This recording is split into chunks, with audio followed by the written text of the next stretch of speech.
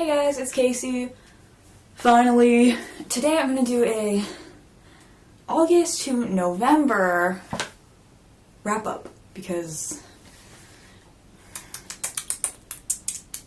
I'm going to admit, even though this is August, September, October, November, 4 months of reading, I don't have that much because most of my free time for reading was taken up instead by reading for coursework. So I'm taking a lit class right now and it's taking up basically all of my reading time. That was burning me out so much that I just can't look at words anymore. So I actually have, more anime this month than books, which is crazy. Or not this month, sorry, these past 4 months. So if you guys want me to talk about any Greek and Latin classical literature, I can do that, but I didn't think there would be much of an interest in that, so I'm not going to talk about them in this video, but I'll start with the books because that's going to be quicker, I think. So the first book I read was Colorless Tsukuru Tazaki and His Years of Pilgrimage by Haruki Murakami.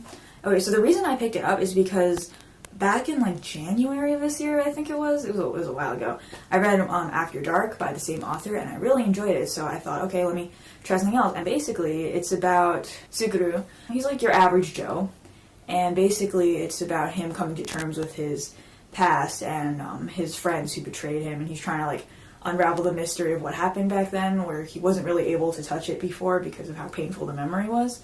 So the story is basically him rediscovering his past. So it's not so much that the plot itself is all that linear or all that intriguing in itself. So it's not really a plot-based story. It's more of a character and theme-based story, which sounds boring, but it's really fascinating when you get into it. Yeah, I would give it 5 out of 5 stars. I was reading that quickly. I finished it really fast. Okay, and the other book I read was Red Rising by Pierce Brown. So I had heard of this book from BookTube because one of my favorite booktubers, Jordan Harvey, really likes this book, and I really respect her opinions when it comes to books, so I was like, oh, okay, let me check it out. And I read it. It's great. I love it, okay? I need to read it again so I can do a proper video on it, because I want to do it justice, you know what I mean? It's set in space, and basically the main character is from Mars, and society is divided up into different color hierarchies. The main character, Darrow, is from the lowest class, and basically it's about him going undercover in high society in order to fight for some resistance movement, the huge. But it's better done in that I think the characters are much more I don't want to say believable. This book has a respect for its audience that I don't see in a lot of YA books. It reminded me a little bit of Attack on Titan, which I know a lot of people would probably be like, what? Why? But the reason is that, I don't want to spoil anything, but this idea of becoming what you hate in order to overcome an obstacle or something like that is really relevant to this book, which I find really interesting. And it has a certain brutality to it, and it's a societally enforced brutality, you know what I mean? It also has some great threads on leadership that I think a lot of YA dystopia really ignores, because they think that strong female leadership or whatever is just, being a jerk, or being manly and tough, and that's leadership. I'm getting so sidetracked. I'm supposed to be talking about Red Rising. Okay, but anyways, I can't wait to read the next one. But basically, it's really good, and I highly recommend it. 5 out of 5 for sure. So now we're getting into the anime section. So the first anime that I finished was Death Note. I thought it was pretty good. Definitely a nail biter, if that makes any sense. And I really like how they did Light. I hate him so much, but at the same time, I want to see what he's gonna do next. You know what I mean? I think I want to watch it again because I was kind of so absorbed in the plot that I wasn't really paying attention to the themes.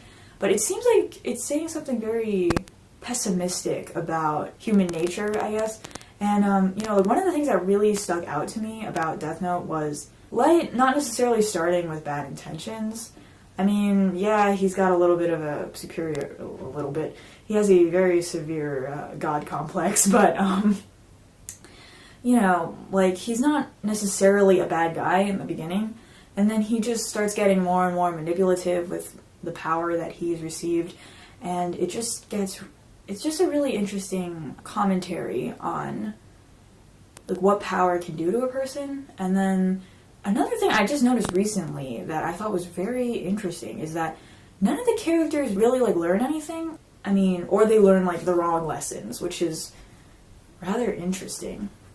But yeah, I'm definitely gonna make videos on Death Note, so look forward to that. But yeah, that being said, though, the one thing that I didn't think was great was, I feel like the second half, once they introduce Mello and what the frick is his name, Nier, it gets a little bit awkward with the pacing, and I'm not invested in Nier or Mello at all, so that was one thing that I think could have been done a little bit better. I'd probably give it 4 out of 5 stars. So then the second anime I finished was Watamote. Watamote? I don't know the full name of it. It's a sentence in Japanese, and I don't remember it. I think it's like, "It's your fault I'm not popular" is the translation or something like that, but obviously that's a very long English title, so I guess they just shortened it. But anyway, basically it follows Tomoko, who's a very socially anxious / awkward high schooler, and it's just basically her everyday exploits. And I mean, like, I generally enjoyed it. You know, as somebody who was very anxious socially and awkward around her age, I just think I found it somewhat relatable, although I couldn't really relate to her as a person. Like, the stuff she was into, I wasn't really into at the time and things like that. But, like, I could definitely relate to certain aspects of her character where she would just, like, have nothing to say or, like, avoid people or things like that. So it was actually really, it was funny, though. The only thing I didn't like that much was the ending. Like, I feel like it was very abrupt and sort of lacked a sense of permanence about it. She kind of has her ups and downs, and it kind of just felt like another up that they were ending on without really, like, having her solidify her change in character. It's sort of just random and doesn't feel like it's going to be a permanent change. So I think they could have done better on that part of it, but somebody on Twitter told me that there's more in the manga, so I might check that out, but I probably won't because I didn't like it, like, so much that I would actually check out the manga, I don't think. But yeah, overall it was pretty funny. I mean, I'd give it maybe a 3 out of 5. Then the last anime that I finished was the first season, so I guess I didn't really finish it, but I feel like it was enough that I can say it here, is the first season of Psycho Pass, which is like the first 25 episodes or so. So I thought Psycho Pass was, or is, fairly, it's pretty good. Like, I was actually pretty surprised at how much I liked it. Like, I didn't think I would like it that much because the characters are kind of bland. Like, they're okay, but they're not, like, stunningly well done. Though at the same time, I was sort of surprised at, like, how much I cared about certain characters. Like, with what happens with Kagari, I was like, oh. It's also annoying that, like, so many characters start with a K. Like, in the first episode, we have Kogami, Kunizuka, Kagari. I'm like, thank you. This is, I'm not gonna get these people mixed up at all. And then there's Tsunemori and Karanomori, which is another K, and then they both have Mori, and I'm like, why? Why? And they put in a random filler about Kunizuka that nobody cares about, which also inconveniently introduced the idea of a rebellion with Rina and everything that they never touch on again, so thanks, random filler. If that was in the manga, I'd be extremely surprised. But the world building and the plot kind of keeps me interested. I'll admit, though, I was a little bit disappointed with what the Sybil System's secret ended up being, but I think I can accept it. But yeah, I really like the concept behind the world building. Though if they don't explain in the next season, or if there's going to be another one eventually, what a psychopath actually measures, that's going to be a really big plot hole for me, and I'm not going to enjoy that, because I want to know exactly how they calculate these crime coefficients, and the psychopath, like, what is it measuring? Is it measuring your physical reaction, or is it measuring, like, something, like, the neurons firing in your brain? Like, what is it doing? Like, I feel like I need to know precisely the scientific mechanism behind the Psychopaths in order for me to like fully decide what I think about the Sibyl system or what the author is trying to say about the Sibyl system. I guess because I feel like depending on what the Psychopaths actually measures, that adds another layer of nuance to what the Sibyl system means thematically.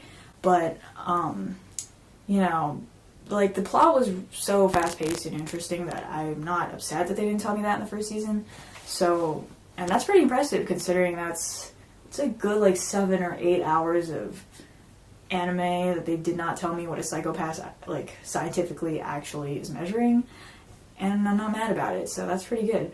I would give it 4 stars, I think. Yeah, I'd give it about 4 stars. So that's it for all the media I consumed not for class over the past 4 months, which is really sad because it's not really that much. So thank you guys for watching. I hope you enjoyed. Sorry about the lull in videos, but I'm going to be on winter break within the next week or so, so hopefully after that I'll be able to start churning out more videos. And I'll probably pre-film a lot of stuff so that I can actually keep at least once a month uploads during my second semester, but so yeah, we'll see how that goes. Oh yeah, feel free to let me know what you guys thought of any of these books or anime that you've seen in the comments, because, you know, I'm always curious. Let me know your favorite characters, because I like talking about that. I never talk about that, though. Maybe I should. But anyway, and hopefully I'll see you guys soon in another video. Bye!